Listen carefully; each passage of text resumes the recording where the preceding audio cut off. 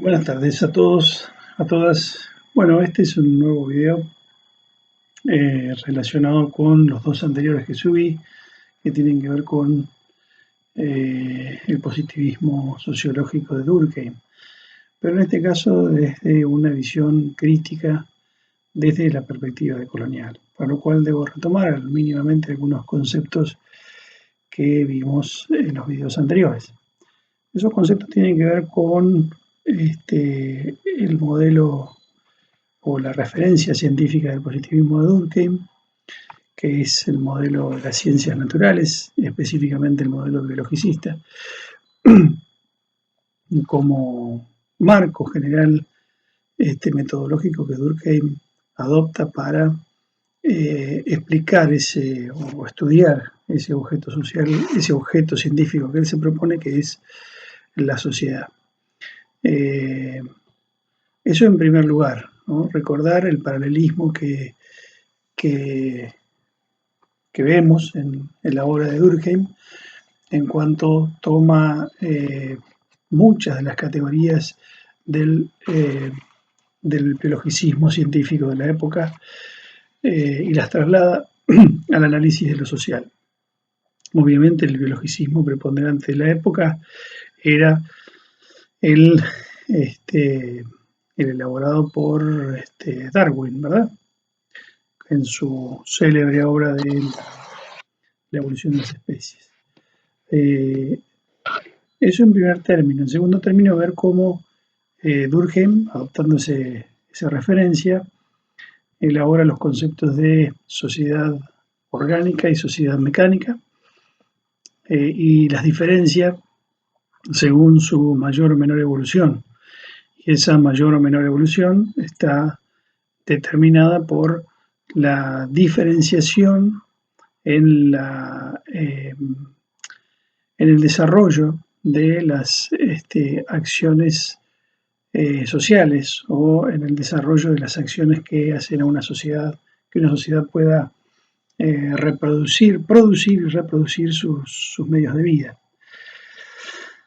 En consecuencia, Durkheim va a decir que las sociedades primitivas son sociedades indiferenciadas en cuanto a las funciones que desarrollan para el sostenimiento de la vida. En cambio, las sociedades evolucionadas son aquellas que tienen una gran diferenciación con respecto al desarrollo de las funciones necesarias para la vida en sociedad. Es decir, indiferenciación en las sociedades primitivas, en las sociedades mecánicas o con solidaridad mecánica, y alta diferenciación a través de la división del trabajo social en las sociedades evolucionadas. La segunda cuestión que tenemos que preguntarnos, bueno, ¿a qué sociedades concretas hace referencia cuando se refiere a las evolucionadas y a las involucionadas? Además de, una vez más, visualizar aquí cómo utiliza las categorías del biologicismo, ¿verdad? Es decir, un organismo vivo muy primitivo tiene células que cumplen todas las funciones vitales, como podría ser, por ejemplo, una ameba. Mientras que un organismo muy desarrollado, como puede ser un mamífero, tiene órganos diferenciados para cada función vital. Bueno, lo mismo pasaría, según la concepción de Durkheim, en las sociedades. Bueno, entonces, ¿cuáles son las sociedades primitivas y cuáles las desarrolladas? Bueno, Durkheim en eso es 100% autorreferente. Las sociedades evolucionadas, desarrolladas con alta división del trabajo social, son las sociedades europeas del norte y del occidente de Europa durante el siglo XIX. Es decir, Francia, su nación de origen, Inglaterra y las naciones anglosajonas.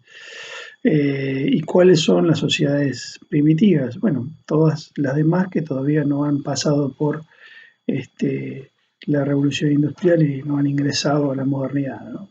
Es decir, Asia, África y por supuesto en nuestro caso latinoamericano, estaríamos entre las sociedades primitivas. Hasta aquí la recuperación de los conceptos centrales del positivismo durkheimiano. Ahora, si proyectamos sobre este positivismo sociológico una visión crítica decolonial, ¿qué es lo que vemos? Que a través de una elaboración de un discurso que presume de ser científico, lo que elabora es un dispositivo simbólico que reafirma una relación de sometimiento, de poder, de valer y de desvaler o de disvalor de unas sociedades sobre otras. Las sociedades evolucionadas son las poderosas y son las valiosas, y las sociedades involucionadas o primitivas son las menos poderosas y las menos valiosas. Es decir, a través de este discurso que pasa por ser científico y que dentro del discurso científico es positivista, no pretende catalogar a las sociedades latinoamericanas en aquel momento y hoy en día también como sociedades primitivas, ¿no? Como sociedades no evolucionadas. Entonces, tenemos que ver cómo esto opera como un dispositivo discursivo que legitima un despojo de poder, un despojo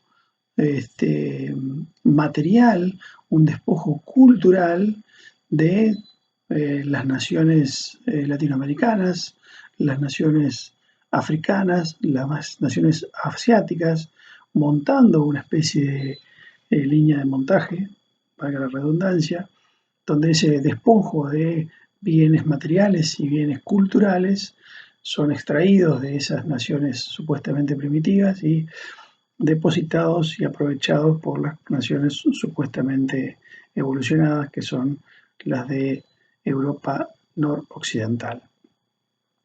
Entonces, tanto el discurso científico social positivista como el positivismo sociológico, en el que se inscribe Durkheim y por supuesto se inscribe Comte, y después se van a inscribir Parsons y Merton, tienen esa función de legitimar un desequilibrio de poder, un despojo de bienes materiales e inmateriales de determinados pueblos del mundo en beneficio de una pequeña minoría, que es la minoría europea occidental a la que pertenece Durkheim y otros sociólogos de la época.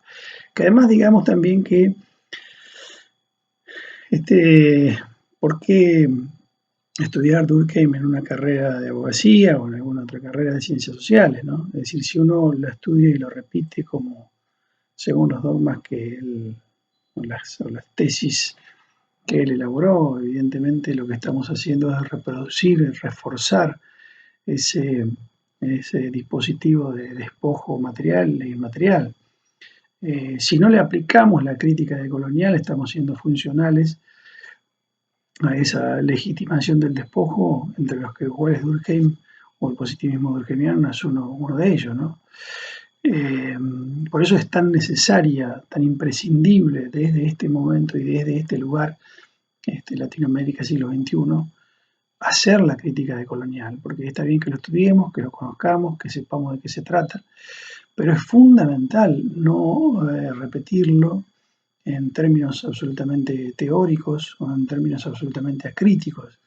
Nosotros tenemos que ver cómo ese texto se inscribe en un contexto histórico de aquel momento y se inscribe también en un contexto histórico de este momento en el cual nosotros estudiamos a Durkheim, lo asimilamos y lo debatimos, ¿no? Y lo criticamos, por supuesto, desde este punto de vista. Digo también que el discurso sociológico positivista ha sido prácticamente hegemónico en todas las academias occidentales y occidentalizadas, en todas las universidades occidentales y occidentalizadas, hasta el momento que la sociología marxista, pero aún así, en muchos casos sin que se le haya hecho una crítica decolonial al propio marxismo, ha hegemonizado, el positivismo ha hegemonizado todas las academias de todo el mundo occidental y occidentalizado, con alguna discusión por parte del marxismo. En el caso de las ciencias jurídicas y las ciencias económicas, el positivismo es absolutamente hegemónico, sin ningún tipo de crítica por parte de alguna otra teoría que ya venga desde el marxismo o de otro lugar.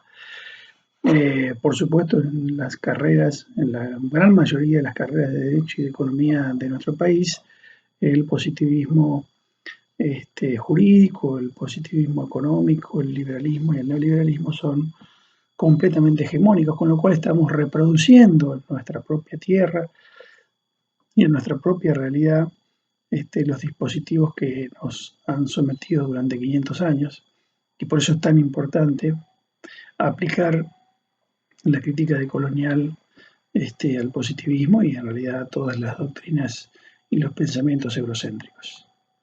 Muchísimas gracias. Continuamos la próxima vez con otra discusión, con otro pensamiento compartido.